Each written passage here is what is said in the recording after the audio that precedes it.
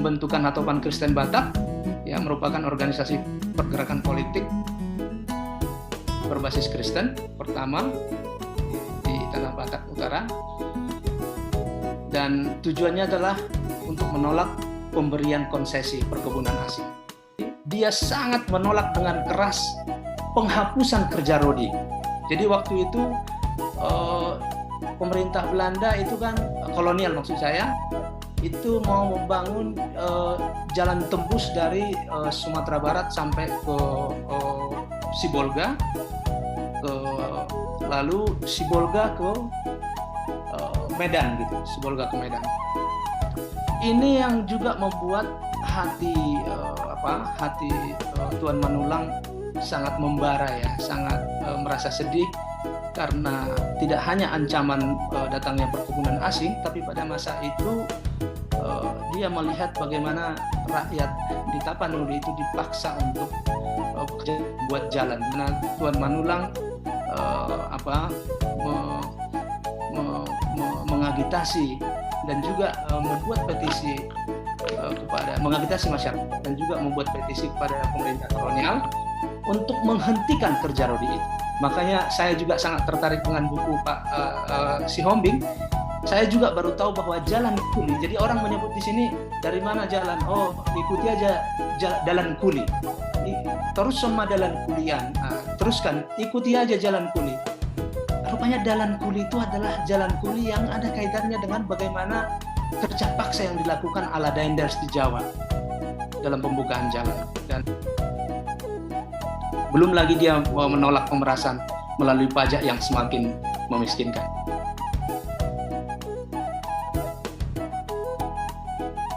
Di Suara Batak itu dia misalnya membuat satu slogan yang menurut saya sangat bagus, dan ini bisa menjadi inspirasi bagi kami di agraria saat ini.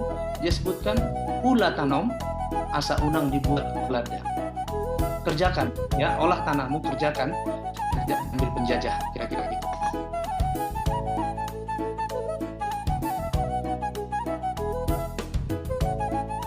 Kontribusi yang terbesar dari Manulang bagi Tanah Batak, bagi Indonesia adalah dia dengan organisasi yang dia punya, yang dia bangun, itu berhasil menghempang datangnya perkebunan asing ke bumi Tapanuli, ke Tanah Batak.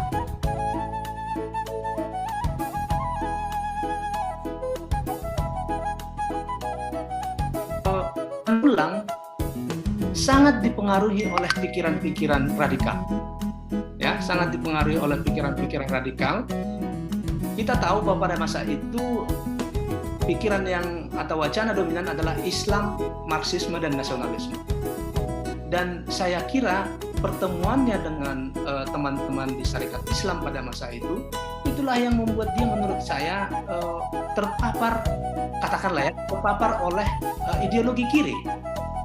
Ya, ideologi kiri yang radikal, yang mungkin pada saat ini kita seperti antipati mendengarnya, tetapi pada masa lalu kiri itu adalah sebuah kewajiban, karena itu artinya kita anti kolonial, anti penjajahan, anti asing. Dan saya kira itulah yang menggebu-gebu dan juga mempengaruhi pikiran.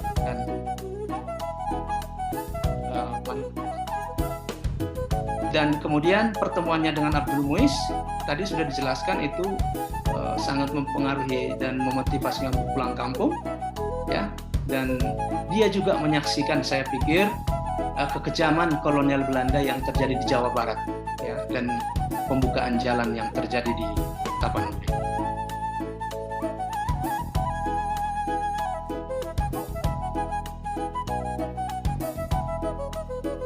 Nah, oleh karena itu saya sampai kepada poin terakhir, mengapa Tuan Manulang perlu kita pahlawankan. Menurut saya tadi sudah dijelaskan, dia adalah seorang pahlawan pers, kemudian pahlawan gereja, ya, HKBP misalnya, dan gereja-gereja yang lain harus mengucapkan terima kasih kepada Manulang, karena dialah barangkali HKBP pada tahun 1930 itu menjadi bernama Huria Batak Kristen Protestan, kalau sebelumnya itu di bawah pengaruh gereja Jerman. Nah, kemudian ya dia pahlawan pergerakan, ya pahlawan kebangkitan. Saya kira sekaligus kemerdekaan karena sampai akhir hayatnya memang dia berperan dan berjuang untuk tanah airnya.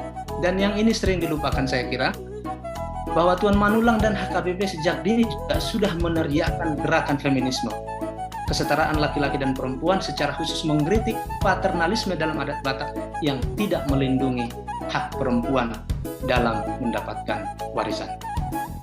Nah, jadi sekali lagi poin terakhir dari saya, Tuan Manulang adalah seorang, menurut saya, pahlawan yang paripurna, karena dia tidak hanya seorang jurnalis, dia tidak hanya seorang penulis, dia orator, dia organizer perlawanan rakyat, ya, yang harus kami tiru oleh para aktivis di Tanah Batak. Dan satu lagi adalah dia seorang feminis.